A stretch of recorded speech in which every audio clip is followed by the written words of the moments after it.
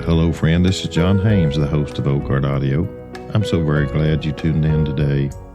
Have someone in mind that might enjoy listening to the show, especially a young person that needs to hear a conservative message. Tell them how to subscribe or send them to the About page. This will provide methods of subscribing to the show, and that is www.oldguardaudio.com/about.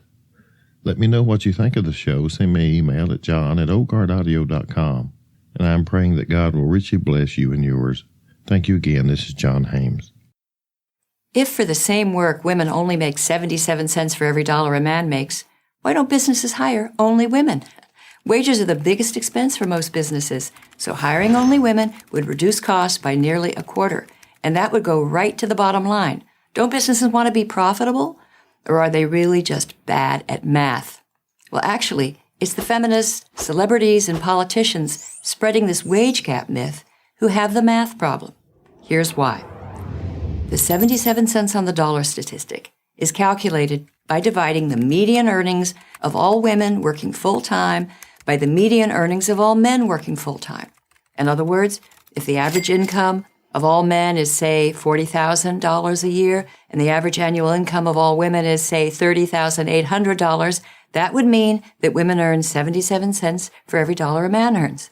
30,800 divided by 40,000 equals 0.77. But these calculations don't reveal a gender wage injustice because they don't take into account occupation, position, education, or hours worked per week. Even a study by the American Association of University Women, a feminist organization, shows that the actual wage gap shrinks to only 6.6 cents when you factor in different choices men and women make. And the key word here is choice. The small wage gap that does exist has nothing to do with paying women less, let alone with sexism. It has to do with differences in individual career choices that men and women make. In 2009, the U.S. Department of Labor released a paper that examined more than 50 peer-reviewed studies and concluded that the oft-cited 23-cent wage gap may be almost entirely the result of individual choices being made by both male and female workers. Well, let's look at some of those choices. Georgetown University compiled a list of the 5 best-paying college majors and the percentage of men and women majoring in those fields. Number 1 best-paying major, petroleum engineering, 87% male. Number 2, pharmaceutical sciences, 48% male. 3, mathematics and computer science, 67% male. 4, aerospace engineering, 88% male. 5, chemical engineering, 72% male. Notice that women outrepresent men in only one of the 5 top-paying majors by only a few percentage points. Now consider the same study's list of the 5 worst-paying college majors. Number 1, counseling and psychology, 74% female. 2, early childhood education, 97% female. 3, theology and religious vocations, 66% male. 4, human services and community organization, 81% female. And 5, social work, 88% female. Here, it's the women who lead in all but one category. Even within the same profession, men and women make different career choices that impact how much money they make. Take nursing, where male nurses, on the whole, earn 18% more than female nurses. The reason? Male nurses gravitate to the best-paying nursing specialties, they work longer hours, and disproportionately find jobs in cities with the highest compensation. Now here's how one expert on nursing compensation, Professor Linda Aiken of the University of Pennsylvania, sums up the data.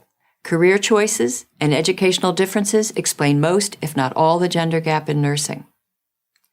The Department of Labor paper concluded that once these differences are accounted for across all professions, the unexplained wage gap is somewhere between 4.8 and 7%, almost identical to the 6.6 percentage gap found by the AAUW. But why is there any gap at all? No one knows for sure, as both the AAUW and the Labor Department concede. There are so many variables that drive wages that no single study can cover them all.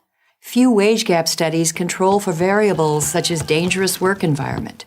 Men are vastly overrepresented, for example, on oil rigs. And here's another variable. Men are more willing and able to work long hours without advance notice.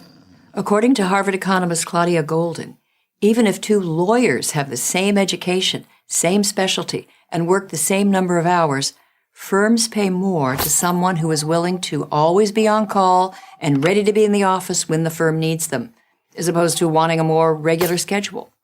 This isn't sexism. It's just common sense, with more realistic categories and definitions.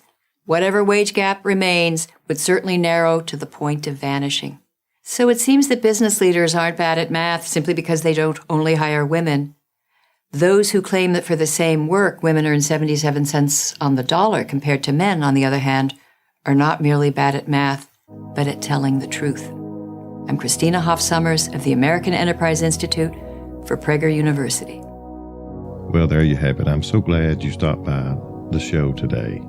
Let someone know about the show, a youngster, a college age, a young adult. Maybe the younger generation will hear something that makes sense to them and counteract the liberal propaganda they hear every day. You can help with the cost of producing the web host and the file storage at no cost to you. Just check out the Amazon links on the webpage, oldguardaudio.com. If you make any purchase using those links, regardless of what item is being displayed, just click on the Amazon link and make a purchase that you need around the house. I'll get credit for it. It will sure help keep the show on the air. Thanks again. This is John Hames. May God bless you and all yours.